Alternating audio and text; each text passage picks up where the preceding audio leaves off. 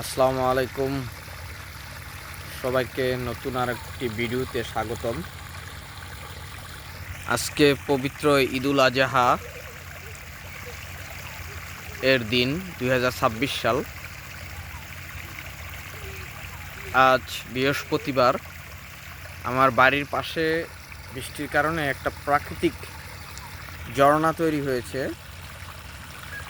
সবাইকে এই ঝর্ণাটা দেখানোর জন্যই আসা। ঈদের দিন বিকালে খাওয়া দাওয়ার পরে এখানে আসলাম এবং এই সুন্দর ঝর্ণাটি আপনাদের সাথে শেয়ার করার জন্যই এখানে আসা। এটা একটা স্বচ্ছ পানির জলধারা। বৃষ্টির পরেতেই এই ক্ষেতগুলোতে এভাবে ঝর্ণা তৈরি হয় এবং এটাকে এরকম খালে যুক্ত হয়। তো আগে যখন আপনাদেরকে শীতকালে ক্ষেত দেখিয়েছিলাম, এগুলো ছিল একেবারে খালি কাটা, কিন্তু বর্তমানে বর্ষা আসেনি, কিন্তু গ্রীষ্মের শেষের দিকে বৃষ্টিপাত কিছুটা হয়েছে। দেখুন ক্ষেতের কীরকম ঘাস জন্মে গেছে, অনেকটা সবুজাব বা প্রকৃতির একটা চমৎকার চিরন্তন রূপ ফুটে উঠেছে। তা আমরা আকাশ দেখতেছি, মারাত্মক সুন্দর আকাশ, অনেক সুন্দর আকাশ। এটা আমাদের বাড়ি এবং আমার বড় ছেলে মোহাম্মদ ওসমান গনি সিফাত, আমার ছোট ছেলে মোহাম্মদ তাইফুর রহমান।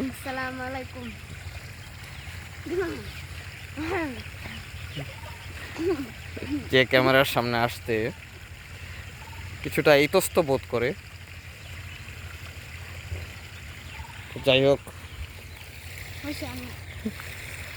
তো এই ঝর্ণাটা দেখানোর জন্যই এখানে আসা।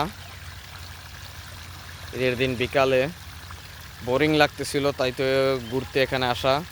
আজকে গরুর গোস্ত খেলাম এবং প্রচুর খাওয়া দাওয়া শেষে কিছুক্ষণ ঘুমিয়ে উঠে তারপর এখানে আসলাম।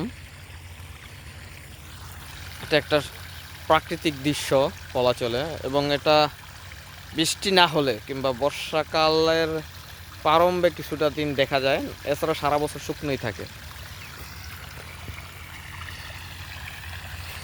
আমি বহু বছর ধরেই এই ঝর্ণা দেখতেছি। আগে এই ঝর্ণাটা এখানে ছিল, আস্তে আস্তে আস্তে আস্তে ভাঙতে এখানে গেছে। শুধুমাত্র বৃষ্টি হলেই এখানে আসে। তো মানুষজন হয়তো বা এই পানি দিয়ে গরুর বুড়ি পরিষ্কার করেছে। আর কাছাকাছি যেতে পারতেছি না, কারণ এখানে গরুর বুড়ি পরিষ্কার করছে আজকে ঈদের দিন, তাই।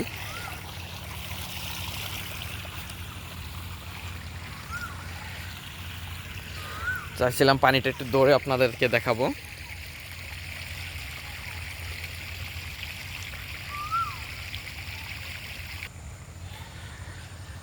তো যাই হোক, ঈদের দিন বিকালের এই দৃশ্যটা আপনাদেরকে দেখালাম। আজকে ঈদুল আজহার দিন, 2026 সালের ঈদুল আজহার দিন। তো আপনাদের হয়তো মনে আছে, খালে যে কচুরিপানা এতদিন দেখতেন, সেই খালটি এখন কিন্তু পরিষ্কার হয়ে গেছে। আপনাদেরকে সেই পরিষ্কার পানি এখন আমি দেখাবো।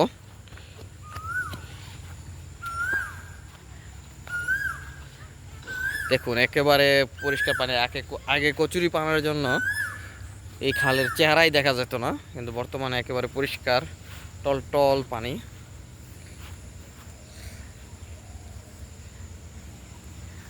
তা আমরা সবসময় খালের এই রূপটাই দেখতে চাই, কিন্তু দেখা যায় না বিভিন্ন ময়লার জন্য।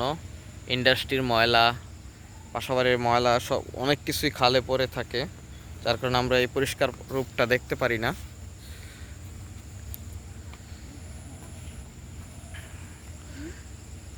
আসলে প্রকৃতি অনেক সুন্দর। এই প্রকৃতিকে সংরক্ষণ করা আমাদের সকলের দায়িত্ব।